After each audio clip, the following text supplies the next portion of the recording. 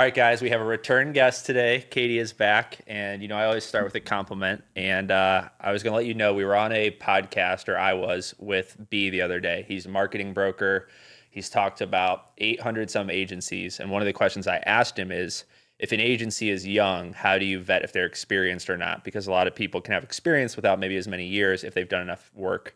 And he said, anytime an agency owner shows me their back end systems when they're impressed with their company, I know they're legit. And when they tell me what they're good at, I know they're not. And those are systems you built. So just to let you know, there was a really respected marketing broker who loved your work. Well, thank you. Yeah. Glad to know that. Yes, Exciting. it is important. So yeah, today we're going to talk some business stuff, and then obviously we're just going to start shooting the shit at some point. But yeah, one of the big things I think a lot of people on this podcast have recently talked about is once they start marketing well or selling well or branding, there's this back end system that is now going to be getting more influx of attention. And throughout our time growing this company, our system has changed a ton. Oh yeah. And like probably, I mean, thinking back, like even a year ago today, I mean, how much of our system was the same? Probably not even 50%. I mean, there's bits and pieces that have stayed. It's like we joked about it when we started building it out. It was going to be like iOS updates where we were just going to have iOS 1 and then 1.1, 1.2, and then so on and so forth. So I'd say we're on like iOS like 4 point something at this point. There's aspects of it that are still very much like the core system that we built all of this off of, but then there's other pieces that have just completely gone or have been changed entirely. So it's fun to kind of see it evolve over the last couple of years. And I think a lot of it too is just how many different people's inputs make it evolve. So from the time that Katie started with the company, we were probably 50% doing like copywriting image posts and then about 50% video. And back in the day, people would just text my cell phone number video files, and some were blurry, some were not. And I was like talking to Katie, and she's like, well, how do you normally organize this? And I was like, I just, remember. You didn't have an organization system at all. It was like a bunch of notebooks. It wasn't even like a planner or like anything like that. It was just 9 different like notebooks. just a bunch of different notebooks that not even ones that you had purchased, like leftover ones from like college and stuff that had like notes. my remnants of my history notes or my poli-sci classes in the front half, and then you were using the back half. Yeah. So when we first kind of started building the system, I don't really remember how much I think I figured out. I think a lot of it was you researching, and I was just kind of like, do what you think is right. So for people who don't know, how would you describe Zapier to someone that's never heard of it or never used it? It's an automations tool. So I use it to build bridges between one piece of our software to another, and it can do things automatically based off of certain triggers that you can set. So whether that's a certain date and time and something happens on that date and time, or a form is submitted and you get, data from a client, things like that, those can be set as triggers, and then it bridges gaps, in my opinion. It's like the best way to describe it. Yeah, and I think a lot of times, I'm talking to clients or I'm trying to understand what it is that they really want or need from our service. And so a lot of times I'll understand a function that needs done, but me and the client will struggle to know like, okay, how do we make that happen? Because they're a business owner. I myself am a business owner.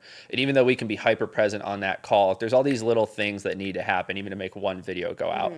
And so for us, obviously Zapier was something they don't teach in college. How did you go about figuring out how to even use these tools? ChatGPT.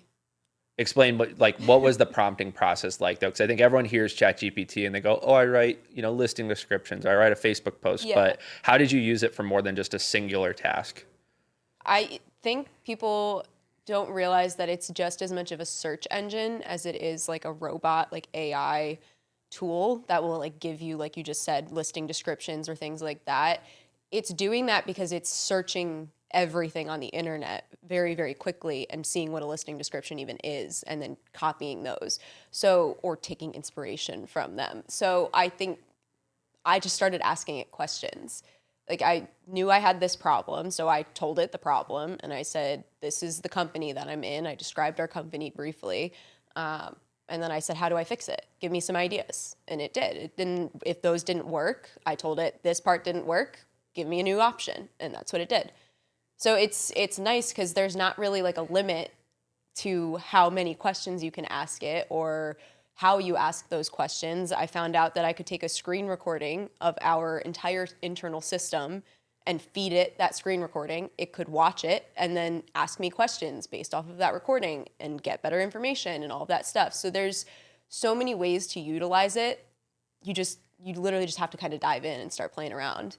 And so is it scary? Because I think a lot of us, we know we need systems and, we say it for months on end, but the moment of testing the system is where I think me personally, you've seen, I always get fearful.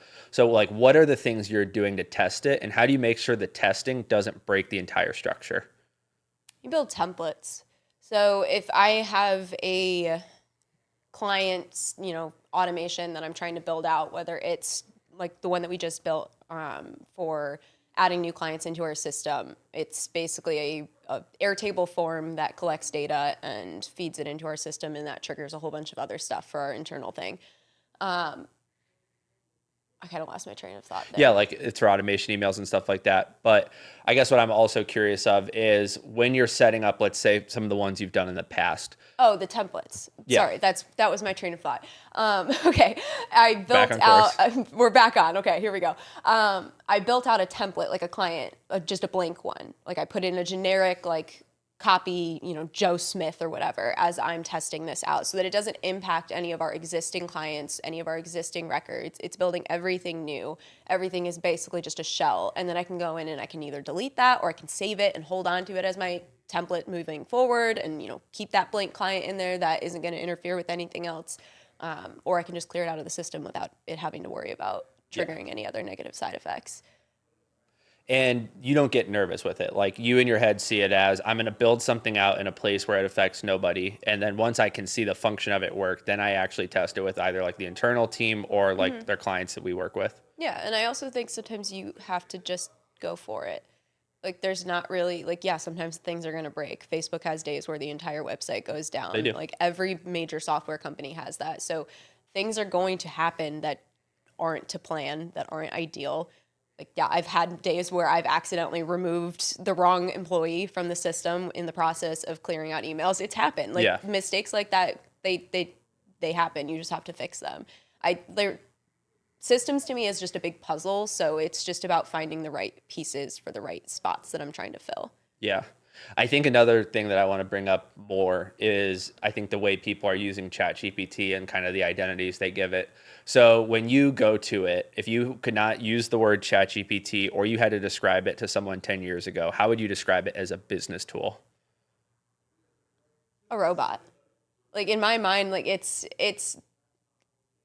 like what we thought, all of those, like when we watch all of those movies that have like robots, from 2025 or whatever, like this is like what it is. Like this, it doesn't have a physical form or like a physical tangible, like he's not walking into your room and playing butler, but like ChatGPT can in a lot of ways serve a lot of those purposes. So I think it's just about, yeah, using it and like using it to the right capacity, because it's just like there's so many things that you can do with it, and it's so cool because it's literally just a kind of almost sentient like Yeah. person that you can talk to that's able to just search the internet for anything that you need at like the snap of your fingers. Yeah. Like we were talking the other day that, every time I would do these strategy calls with people, some they would really just want loose notes, meaning like a question written down in an iPhone note. Others, they kind of like, hey, give me a hook and I'll go from there. Others would be like, give me a couple of talking points, I'll figure out the hook.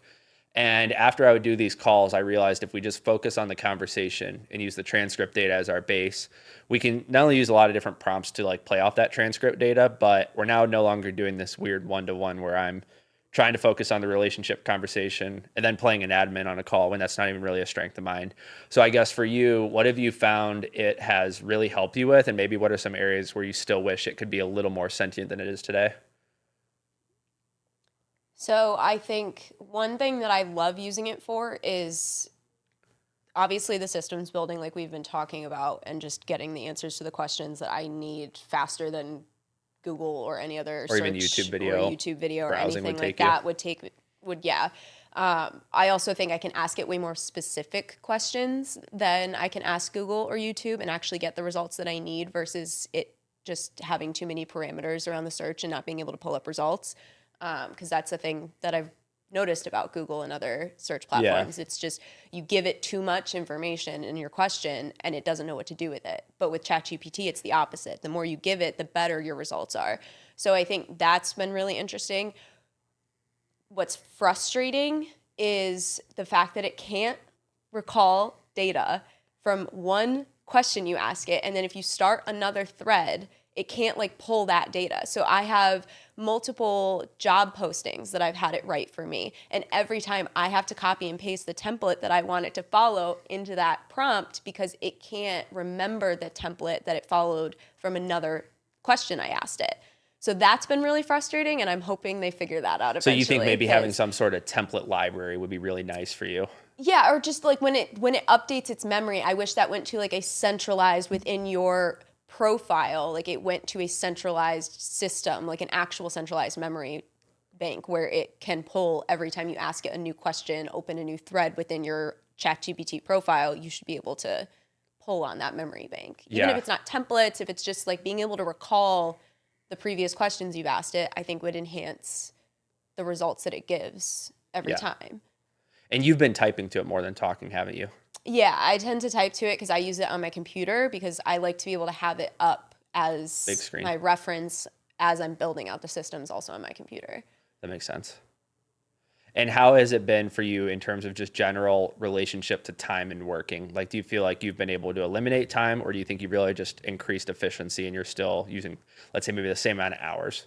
I think it's just increased efficiency. It's allowed me to get more done in a shorter amount of time. Like I think I've been able to build our systems out a lot faster than I would have just trialing and erroring it by myself without the assistance of being able to ask this robot questions. I think, yeah, I just think it's speeding everything up, and I'm still working the same amount because it's motivating. It's like to be able to get that much done and like see the progress that much faster is really exciting. So it's like, okay, like now I want to move on to the next thing. Like that went really well. Now I'm going to go do the next one. And I think for us, it's been helpful. It's almost been like a translator between how your brain sees the company and mine does, because there's so many things we've always kind of known, oh, that should be a system. We should stop doing it manually. But the actual tactical implementation of that is hard. But when we just have our Zoom calls and let the audio transcription be the base, like the other night, it was really easy to have that task list pulled out and it's already completed on my end. Whereas, in the past, maybe I'd be waiting 3-4 weeks to send you something and then you just get discouraged and don't ask, and then the project kind of dissipates. Yeah, and it's not even that I get discouraged, it's we get distracted by other projects and other things start to take priority, because when you don't get things done in the tight windows that we have to get them done in, client needs take over as they should. Like we have contracts to fulfill, we have other things that need to take precedent in a lot of these moments, but that doesn't mean that these systems don't need to be built too. It's just like that stuff falls to the back burner. So it's nice to be able to actually like get them done in the amount of time that I want to get them done, or I have to get them done, rather than having to keep pushing it off to the future, to the future, to the future. And then you're discouraged because it's been so long. Yeah. I think for us that's been very cool, because there have been like probably 2 systems we've implemented so far and a few more where even for me, like it's now going to give me a lot more time to just be present with the clients without so much worry of what tasks have been done, haven't been done. And, I've been very transparent with everyone. I think that's something we have to just tell everyone, is that when we're not using, like people out there, they may not be using it. I think that a lot of them fib about it. I think we're all using it. I think there's just a general fear of admitting how well some are using it and how maybe just naive some are to what they can even use it for. Yeah. Yeah, I would agree. Yeah, and I kind of I keep losing my train of thought. Hey, it happens. There's a fly flying around your head and it's distracting me. Well, Daniel, edit that out. Yeah, I think or leave it in. Yeah, or leave it in. But I think that the main thing I've realized from it, with at least the AI, is that it's getting us to a point where everything is getting sharper, but I still think we're a couple, let's say, updates of sentience away to where we really can use it to fully do the tasks. Like I think, like you said, with the bridges, it's like there are still so many bridges that need created from one website to another, but also even within ChatGPT. And I think the sooner it can pull data, and I don't know if this is how companies need to share it. Like there's going to be someone out there watching who knows more than us, but I think the day where we can tell it to watch the YouTube video without having to then, before make a transcript to then watch the YouTube video, I think it'll get very exciting. But yeah, in general, I just hope that more people do start using it and realize that this is something that, as we've seen other people that use it, it's not like there's a little discrepancy in productivity. These people are miles ahead, and it's getting very obvious. Yeah. Yeah, exactly. Because I mean, you're able to move so much faster when you know how to ask it questions, and it's trial and error. Like it's hard because I think it's going to vary from person to person because everybody's brain works differently, and that's what's kind of cool about ChatGPT is your ChatGPT reflects your own mind because how you approach problems and questions and asking them is going to be different from anybody else. Yeah. Like how you and I talk to it is still very different. Way different. Yeah. Like the way that I approach asking it a question and giving it information is different than you. You use the talk to text feature for it a lot. And I use because the you use it British on your voice for everyone phone. out there. I use the British male voice because I feel like he's a little more intelligent when I'm talking to him. Yeah. So, but you like using that whole feature because you are more comfortable with communicating in that way. I prefer typing. I prefer seeing visually the feedback that it gives me rather than hearing it because when I'm building systems, it's easier for me to have written instructions, Yeah. basically step by step to follow. Yeah. So if, let's say it gets sentient to the point where it starts having its own emotions, maybe anger, maybe jealousy comes in, who do you think it would be more likely to attack first in our apartment? Probably me. Do you want to maybe open up to the world about some things that you can say that might be offensive that make it more productive, and some things where maybe you've talked to it in a certain way and it didn't really change its answer? Like, what are some ways that you can give it feedback that it's messing up that you felt are productive? I like just repeatedly asking, like if it's giving me a prompt that's not like what I need, like if it's not following a template, I will ask it what does not match here. Like if I give this template to you and you spit out a result that doesn't line up with the template, I make it go through and identify where it didn't match the template. So Tell me that and give me that feedback and then apply that correction because otherwise it gets confused. It gets really confused if you're not specific, and sometimes you're not able to be specific as the human. You need the robot to be more specific and figure out why it messed up. And so asking it like why is this not working? Like questions that you may not necessarily think to ask a robot that may feel a little bit more human, but makes it actually kind of analyze its own work a little bit deeper. yeah. And how has that made you analyze your own questioning?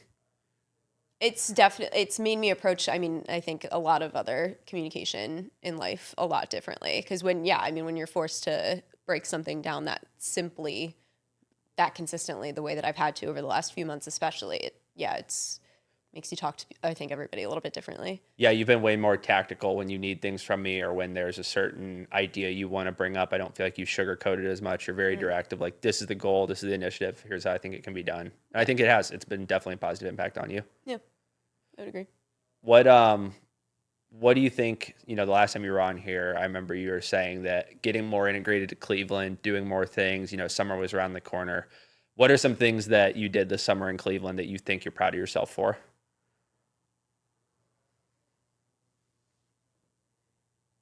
I mean, I feel like we had a really crazy summer.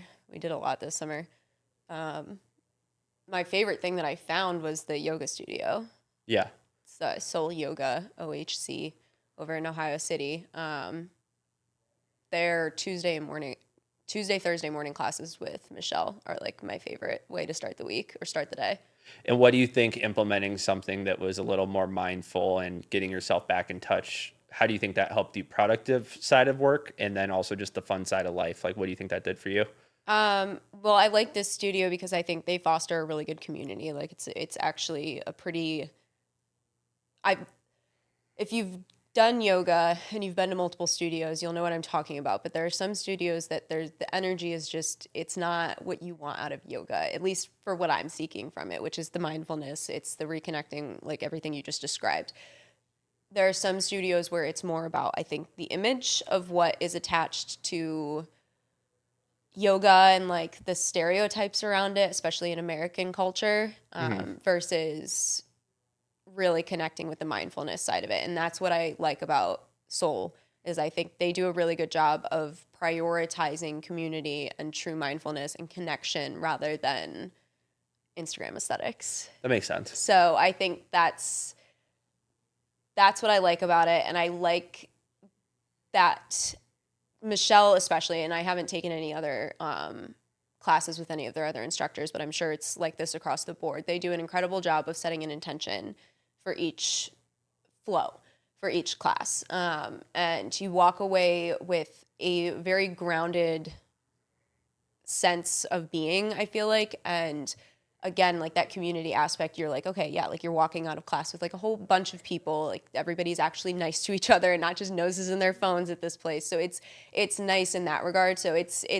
a nice like immediate like 6:30 a.m. wake up, like slow, easygoing yoga class that's just like it's still tough and it still works my body out, but it's also like not high intensity, like burn me out kind of movement. And do you feel like doing that helps your digital relationship to where maybe you're not getting the blue eye sickness, you're not getting all these things that traditionally when all you do is sit on a computer can really add up over the weeks? Oh yeah, for sure. And I also just think it's a good way to actually like prioritize yourself in the morning and prioritize like, yeah, just your own time and like taking care of yourself first. Cause otherwise I'm immediately starting my day at 7:30 a.m. talking to the team. Like I'm immediately jumping in most of the other days. So it's Yeah. like this is a good way for me to have that separation between getting up and like starting my routine and then talking to the team. So Yeah, that makes sense.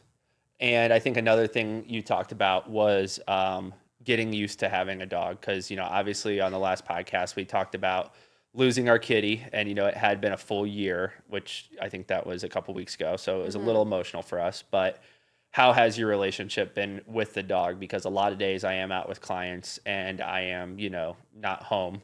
So what is it like for you to have this extremely energetic dog that you help me take care of? oh, he's a menace. I love him so much, but he's an absolute menace in a good way. It's not like it's when I say menace, like I mean like he's goofy. Like Yeah. he causes mayhem all day long, and it's hilarious. Like it's exhausting sometimes, and that's why sometimes you'll get that text from me. I'm like, he's yours for the rest of the night. I'm not dealing with him. Yeah. But it's also like yeah, like it I wouldn't have it any other way. And do you think having a dog with this high of energy makes you a little more productive and feel like you can keep moving through the day? Like when you have to take him outside and you just see Yeah. how much he really wants to walk.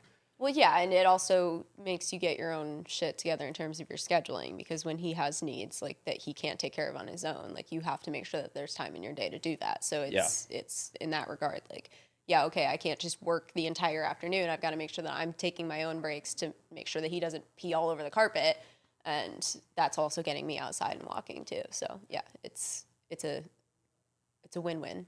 Yeah. And for me, last time we came and had you on the podcast, we had not been to, or even maybe not even heard of Taps and Tails yet. But for me, it's been really nice because I really do like to spend, probably between 4 to 6 hours a day on the computer doing really deep work, whether that's actually distributing content for clients, whether that's really going in and revising content plans, or even like working on my own content to test out new things that I want to introduce for clients. There has been a really great balance of knowing that there is a business where they have a staff, they can take care of the dog. He gets his energy out, and I still get social interactions. Like a lot of the times I'm there, I will end up talking to people for 5, 10, 15 minutes at a time, but I'm still in a position where I can get so much done on a computer. And I think that that's been a balance that's been very healthy for me to find. And I think if you're a business owner, at least in the Cleveland area, and you do have a high energy pet, which I know a lot of my clients do, and they don't really know how to work with them, there are some amazing places you can take them to really let them fully just spaz out and you can do what you need to do. Yeah, Taps and Tails, I think, has been a huge find for this summer, especially. And I'm very excited to have it going into winter and all of that stuff because, yeah, it's just the ability to go and us still be able to get work done or hang out, read a book, whatever it is that we want to do, while he gets to go play. And, like, we don't have to worry about cleaning up after him or, like, breaking up dog fights because they do have a full staff there to help Yeah. out with that are paid to do exactly that. It's really nice. And so, yeah, it's great because at the dog park it's fun. Like he has a blast there. We like the dog park, but you have to be on You it have to be all the on it, time, and and it's the like you're quality of cleaning people up and there. It is like there are it's there are different. some It's great people different. we've met there, but But it's there's not also a paywall to get into the dog park, whereas Taps and Tails, you are paying at least a membership fee or $10 every time you bring your dog. So there's a different, there's a different dedication that you see from the owners at the Taps and Tails versus the dog park. So I will agree with you there. yeah, and it's I mean I like it. I like both of them. They're a lot of fun, and And yeah, it's also for a membership fee of only $37 a month, I don't like know how they're in business. that's I'll say it out so loud. doable. I love It's Taps and Tails, but it's so doable and it's so realistic. I feel like if you really care about your pet, like that's no more than a pet insurance policy costs per very month. light. So Yeah, it's like, and that pays for itself in 4 visits because their day pass is $10 a piece. So it's like if you go more than 4 times a month, it is already worth it. So why not? Like it's great. And they have a full bar. So it's like you can go hang out, you can relax. They've got a whole deck that you can sit at away from the dogs if you're not looking to get, jumped on and kissed and all that stuff by all the animals. you But can't it's stay like away. there's space that you can get, or you can be down in the chaos, like whatever you want to do. It's a really cool spot and all the staff is great. Like, yeah, it's a no-brainer in my opinion. I feel like every city should have one, or if not multiple. Yeah, and what'd you read for about 2 hours there last night? Yeah, at least. Yeah, and that's the other thing. It's like you can hang out and like, have a big group there to, do whatever you want and treat it like a bar, or you can read a book. Like it's a very like do with it what you will kind of place. It's really cool.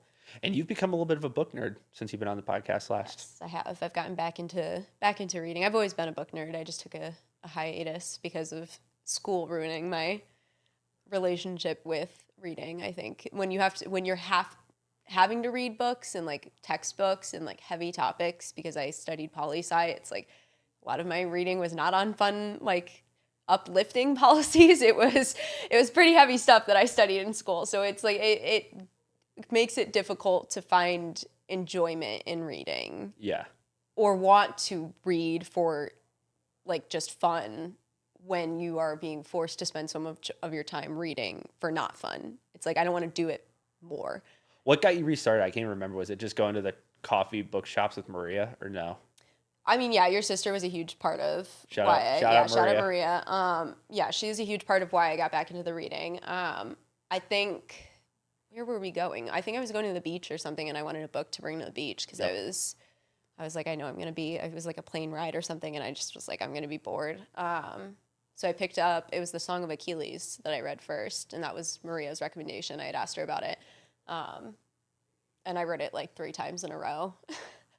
I finished it in like a day or two, and then I read it literally like 2 or 3 more times immediately after. You're like, let me make sure I really like books It still. was so good. It was very, very good. And then I read a couple more of the books in that whole world, which led me back to the Percy Jackson series.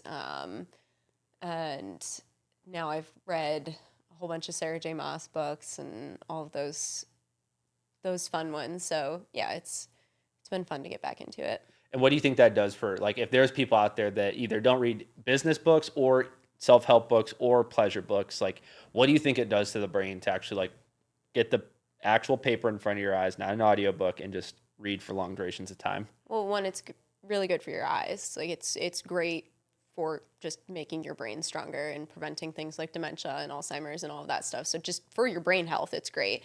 But then also it boosts creativity, especially if you're reading for fun, like fiction books and things like that, or like any kind of creative book. You're picturing it the whole time. There's imagination is going on in your head, and you're envisioning what you're reading on the page. Like I feel like anybody who enjoys reading, that's why they enjoy reading. You get to escape into a world that is different than your own. Yeah. And it's a way of, just absorbing new realities, being in new worlds. And I think as a kid, you realize like adults aren't going to yell at you for reading a lot, but they're going to yell at you for playing video games a lot or scrolling on your phone too much.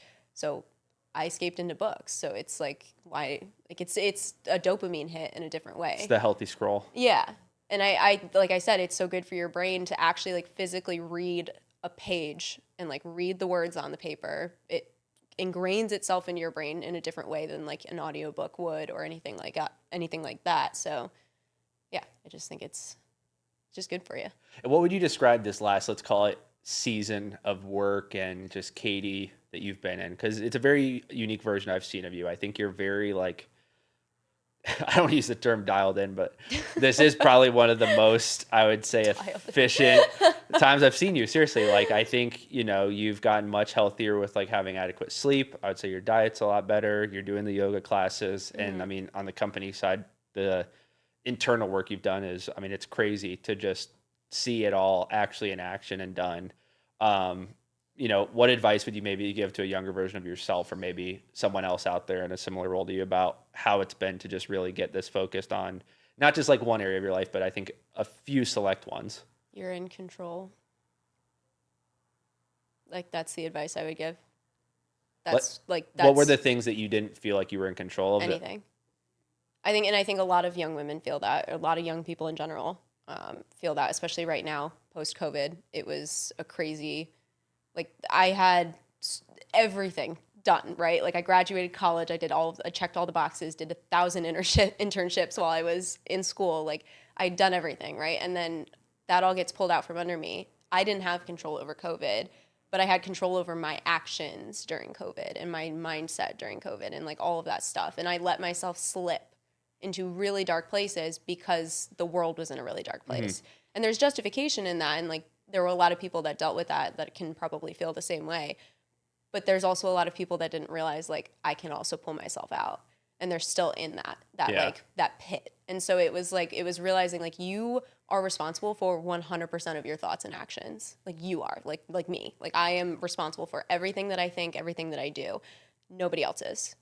It can feel like that sometimes. Like it can feel like that if you're in a crappy job, if you're stuck in school and you don't want to be, like all of those things, like it can feel like everybody else is in control, but they're not. Like you're letting them. How Like much? you gave them control. Yeah. How much did the Tampa conference help you to meet other people that I would say like a lot of them were some younger, some a little bit older, but it was the first time I felt like you were able to like really be yourself as not what you went to school for, not what you were studying. Like it was very much like you were there for what I would feel like is your best expressed skill set in the professional world so far. And a lot of people were interested. Like what did that change about your own self-image or what you could control moving forward? It was validating. Yeah, I mean, it was, I'm not going to lie and say it wasn't. It was extremely validating. I think I've always known that I'm a good problem solver and that I'm a good systems builder and I'm good at like, my brain works with puzzles really well. Like I've always enjoyed that stuff. So I've always known that. And I think I've had a lot of people tell me otherwise throughout my life for whatever reason on their end. So it was validating to be in a room of people that didn't care about what my parents did, what degree I had. Like none of that really mattered.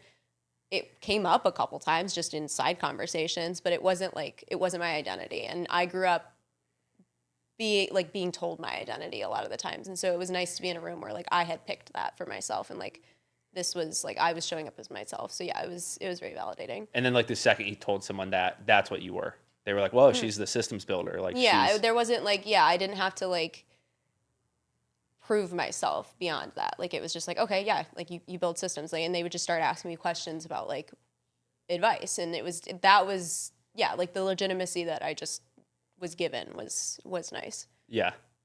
Yeah, There was no doubt that I like was capable of that. And I feel like I've been in a lot of rooms where I've said like my skill set and I know I have that skill set. It's proven. I have a resume to prove it, but people still look at me like, no, you don't. Okay. And they just like continue over me. They physically box me out of conversations. Like it's very frustrating, especially like looking the way that I do and appearing the way that I do in these rooms. It's another battle. Yeah. So do you feel like do you like working behind the scenes? Because I think this is something that like most of the guests I have on this show are very outward bound people. They're salespeople. Is it fun for you? And I'm not saying you dislike networking events or anything like that, but is it kind of fun to have your own path you feel like you're on every day where there's not a lot of outside variables? You are going to get on your computer at a certain time and be done. And it's like every day that builds on it. Yeah, I thrive in routine. So I thrive in routine and I do not thrive in social settings. Oh, Buggy. fly. Yeah, no, you can say I don't like networking events. That's a fair statement to make. I don't like networking events. There are some that I find value in, so I will go, but it doesn't mean I'm like stoked to be there. I'm a very introverted person. I'm very like, I like to be around the people that fill my cup rather than drain it. And it's not against anybody in particular. Like, it's not that they're like, I just like, I'm very particular about like who invigorates me versus who drains me. Yeah.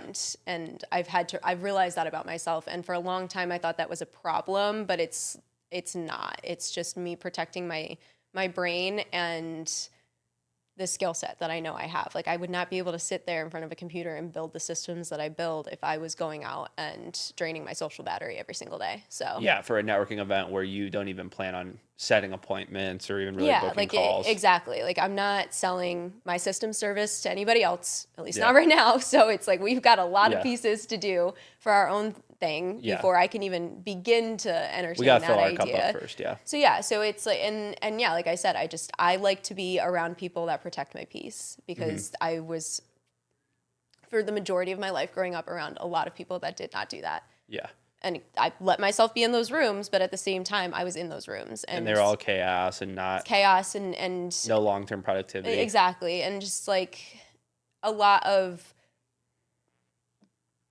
take but not a lot of give back to me. And again, like, I was in control in a lot of those situations. I could have spoken up and said like, hey, I'm being taken too much from, but I didn't. So it's like I'm at the point in my life where I've gone kind of the opposite extreme, and I'm just like, I like the people that I like to surround myself with, and I don't like to disturb that too much. Yeah. So yeah, I don't like networking events, and I like being behind the scenes. I like sitting and working on my puzzles at my computer. I've got my setup and I do my thing, and I talk to people. Like, I'm still Yeah, social, you're but very it's, social. It's just I'm it's more protective of recurring. it. Yeah.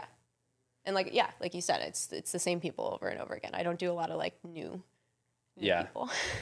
How has your, let's call it, social consumption been? You know, phone habits, something I'm probably always check in with you on during this. Yeah, what has it been like for you and your phone? I mean, obviously you work on it a lot. How has it been to use it for fun? Where has it been a distraction? I mean, TikTok is a time suck no matter what. It's so hard to stay off that app. I freaking love TikTok. I love it. It's such a fun app. My algorithm knows me so well. So I would say that's still my struggle app. Everything else, I'm like, I don't really feel the pull. Like, I don't click on Instagram or No skateboarding reels on Facebook? no skateboarding reels on Yeah, me Facebook. neither. That one might be you. I I have login access to your Facebook to post for clients, and I see the skateboarding reels. So what do you think are some of the positive things that you've developed with your phone, or maybe just gotten better with? I mean, I think I'm just healthier with like when I allow myself to scroll. I feel like I've attached times of days to like when I let myself go on TikTok, rather than like it just like being there, like, and Yeah. scrolling throughout the day. Like, I'll do it in the morning, like right after like I finish doing all of our team revisions. It's like Yeah. my little like 10 to 15 minute Little hit. that I give myself to reward my dopamine centers for just revising like 30 plus videos in one go. Or, you know, like during lunch, like if I'm taking a lunch break and I know I need to step away from work for a little bit, then I'll give myself a little hit then. But I've been trying to habit stack it, as I like to call, like with something that It's got like I a need to reward do system versus, behind it. yeah, versus what I get to do. So And how do you think it's been to turn it off? Do you feel like you have a better, worse, or the same ability to just turn the phone off and not look at it? I think I'm pretty good about turning my phone off, because I keep the notifications off after like 9:30. I don't have any notifications come in from anybody that I can see on my phone. I just keep it on do not disturb after that point. And that's been really good, because otherwise, like, I am messaging back the team until like 11 p.m. midnight sometimes, and that's not good for my brain. Like, I need to have times where I step away and I'm not like answering every question and every request Not the immediately. Layla Hermosi Slack meme. I need to check Slack. Yeah. Well, I mean, need to check Discord. that's me throughout the day, and I'm on, and I'm during the hours that we've discussed with our team for me to be available. I'm available, and I'm on it, and they know they can get to me. But after 9 p.m., they know that they're probably gonna have to wait till the morning to get their answer to their question, unless I happen to see it. But I try my best not to have those unhealthy hours of communication at this point, because that's just another way that I was draining my social battery.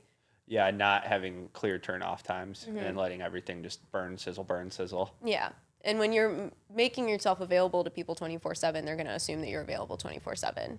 And then And it's going to be really hard to shut that down. So it's like you have to set those boundaries for yourself mentally. It doesn't even need to be something that you're expressly telling anybody else. It's just mentally set those boundaries for yourself and like and stick to them. and stick to them. Yeah. What has been one of your favorite travels since you were last on that we've done? Probably Half Dome. Yeah. That one was really fun. How hard is that hike? Oh, it was awfully brutal in the best way. Like and if you've done a hike like that or Half Dome, you know, like it's so brutal. Like it was all day. How many hours do you think we were out there for? I think we were out for 11 in total. Yeah. It was a long day. It was so worth it. I would do it again, but it was How many was times brutal. throughout the hike did you want to quit but didn't because of the social pressure of it being like, I can't do this to myself? Like, how many times were you actually pretty gassed to the point of like, if someone made an offer to quit, On the way down was brutal You would have because said- my knees, like, my knees just don't do well. This one in particular, it's like if a all helicopter of rolled that, up, you would have. I would have been like, hey, load me up. But Yeah. it's also, yeah, I mean, like you said, it's like, it wasn't even the social pressure of anybody in our group. Like, I think if I had really crashed out, like everybody in our group would have been incredibly supportive and helped me through that. But at the same time, it's that mental like voice that I have going on. Like, come on, don't be a fucking bitch. Like, get down the mountain. Like, you climbed up it, you can climb back down it. Like, it's not that hard. You put one foot in front of the other and just do it. So it's overcoming your own mental limits, I think, more than anything. Because physically, I was fine. Like, yeah, it was a day or two of brutal soreness in my muscles, but like I was fine physically. Like, I really was. Wasn't dehydrated. I wasn't sick. I wasn't any of that. It was hard. And what about when we were, I think, on the subdome? So right before we hit that top layer, when it was really crossing left and right. And I remember you looked at me and you're like, I didn't know it got this steep. Like, what was going through your head in those moments? I am so scared of heights. So that was just brutal, like instinctual. I should not be up this high. Like, that is what that was. And did you experience some vertigo? I think I had a few moments where it was probably a combination of the fear of heights and then my legs were just really tired. I don't know if it was necessarily that I actually got dizzy or anything like that, but it was there. I did have a few moments where I was like, whoa, like I'm not steady here. And if you would tip over there, You're down, like you're the gone. side of a mountain, like thousands and thousands And of how feet. crazy was that? There was what, just a few days later, someone actually died going up Half Dome. Yeah, and your dad didn't tell me that. Respect him for that, but it was not a You're not like, a fun "Oh, thing to that's-" find out just a couple days later. Yeah, R.I.P. But you Yeah. gotta explore still. And then I'll never forget so there was a couple. We were on our way down, and they were about to go to the top, and there was a guy who had a Cleveland Guardians hat on, and I go, "Oh, are you from Cleveland?" And he goes, "No, I just love the team." And he was like, "Hey, quick question." He's like, "Do we need gloves to get up that rope?" And I was like, It's not rope, it's metal cables. "Yeah, so metal yes. cable." I was like, And they are fraying because they're up there for months at a time with nobody coming to really like repair them or fix them unless something goes horribly wrong with them. And then they come down in the winter, so they're moving all the time and they're fraying. Like, yeah, you need gloves.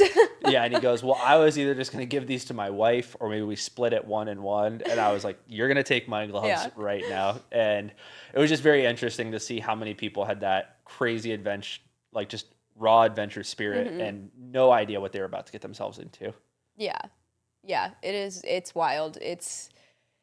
It's not a hike that I would pick for my like first hike. And so it blows my mind that people just like get the permits for Half Dome, have never really done big hikes before or like hiking in general and just like go for it. I like pat you on the back, but wow, like it would not be like my first like trip to take somebody on by any means. Like, we did a couple of other big Yeah. hiking trips and things like that before we even considered doing Half Dome. So yeah, it was a little interesting to see the levels of people going up that trail because it's a brutal one. Yeah, it is a very tough one. And then another thing you started doing was golfing this year. I did start golfing. Yeah. So how did that go about? What got you actually to decide, all right, I will go with him. I'm not going to sit in the cart. I'm actually going to, TikTok. yeah. Yeah, you can thank TikTok for that. It was Got a lot other, of shout outs today. yeah, I started getting a lot of other women that are golfing, whether it's professionally or just, like the way that we do, just going out with it on the weekend with their boyfriends or whatever and having fun. And I was like, okay, yeah, that looks like a good time. The golf carts are fun to whip around in and have a couple brewskis and have a great time. So let's say one being like Buddhist monk peaceful and like 10 I'm a and 10. I'm a 10. being Happy I don't Gilmore even need to being hear. a Bob Barker. I am a 10. I am impressed that my clubs never went in the water. I'm just going to say that. What were some of your most irritating golf moments this summer? I mean, it's just anytime a drive doesn't go where you want it to go, it's frustrating. It's just, I think it's just my drive drives me insane. Like, it's either on or it's not. And I feel like most people can probably, if you've golfed, you know what I'm saying. And I say that. It's like when you're on, you're on. And when you're not, you're not. So. And how long will it usually take you to, let's just say, cool the jets after you have a real bad swing? Like a couple more swings? It depends. Maybe a whole hole? It depends on how many frustrating swings I've had in a row. Sometimes I'm able to laugh it off and we're able to just, keep going and do our thing. But then other times it's like, no, I'm not playing a hole or two. Like I need to just chill in the cart. Because sometimes it's really hot. Like I think that was the other factor this summer was we just played on some really, really hot days and I would get overheated and it was just like, I don't want anything to do with this right now. I need to sit in the shade in the golf cart and like decompress a little bit. And you seem to have some interesting feedback when, let's say, you'd been pissed off and then you have a good shot, and then I maybe compliment you and say, "Hey, that was a great shot." Sometimes you don't always like hearing that right out the gate. Well, that's growing up as a competitive dancer. That's not that's not golf. That's trauma from my childhood. I'll never forget when you told me what you did, and I was like, "Oh, is that like that Honey Boo Boo show?" And you were like, "No, not at all." That was not good. Over the years, we get closer and closer to where it's like, maybe. Well, yeah, now the competitive dance world is getting just as toxic. It wasn't like that when I was growing up. Like I wasn't, and the Honey Boo Boo was also pageants. Like those are still different worlds. So it's the energies are getting close in terms of different. The moms involved and some of the parents and other coaches and things involved. I think take it a little bit more seriously than it needs to be taken when we're talking about kids. But it's at the same time, it's a crazy world. It's always been a crazy world, and it's just getting like way more intense from what I see. And as somebody that grew up in it and really did love dancing, I probably won't put my kids into like competitive dance unless it's like their choice. Like they see it and they want to participate, and they're like, they can give me like a 15 slide PowerPoint presentation as to why it's not going to like wreck their mental health. Great. All kids do that, I think. Yeah. Exactly. So as we look forward and you think about like what we're working on in the company right now, what do you think you're most excited for as we like wrap up the end of the year and then we move into 2025? I'm excited to keep building out the systems that we've been building. I think once we flesh out a few more pieces, it's going to take a lot of time off of those tasks. Like we're just not going to have to worry about them as much. I'm also excited. We're hopefully bringing on a personal assistant soon. So getting that role a little bit more fleshed out, I think will be exciting because that, again, will also just take so much time off of both of our hands in terms of managing our schedules and emails and all of that stuff. It's just going to be really nice to have somebody with a second set of eyes keeping just track of everything. Not overdo it. Yeah. Because I think we try and help each other out with that, but it's also like we both have our own extensive task lists that need to get done, that it's just like so it's like there's only so much that we can like do to remind each other of what we have going on and what we need to remember, because we're both trying to keep track of everything. So it's definitely time to bring in somebody else to focus on just that, because And one thing I definitely am stepping out of my comfort zone to do, but I decided I wanted to be with you so things wouldn't be boring. What are you excited about with the Ohio Renaissance Fair coming up? Oh, that's gonna be fun. That's gonna be really fun. I'm just excited to like not like. I don't know, to just be around a bunch of people that are just like there to have a goofy time. Like, I think that's what's gonna be fun about it. It's just like, it's not like nobody there takes anything too seriously when you're there, I feel like. So it's just a good time. I'm And it's excited. not a suit and tie event. No, I mean, it's definitely not a suit and tie event. I appreciate that you're excited about dressing up. It's not mandatory to wear a costume. Guys, so come on, you can't be the guy at a Renaissance well, yeah, fair if you're going with wearing your what girlfriend I'm wearing right now. and she's dressing up, then yeah, it's you look like a schmuck if you don't dress Bad up. look. But if you're just going with like a group of friends and you guys aren't sure if like it's something that you really want to go all in for, then yeah, it's not, there's no pressure. And that's what I think is cool about it. It's like there's really no rules. Like you can come as you are or you can come as you're not and like dress up as something crazy. So Yeah. Well, that's dude, cool. you want to go get some food? Yes, I'm very hungry. All right. Well, thank you for coming on. Guys, we'll see you next time. And Katie will definitely be back on in the future.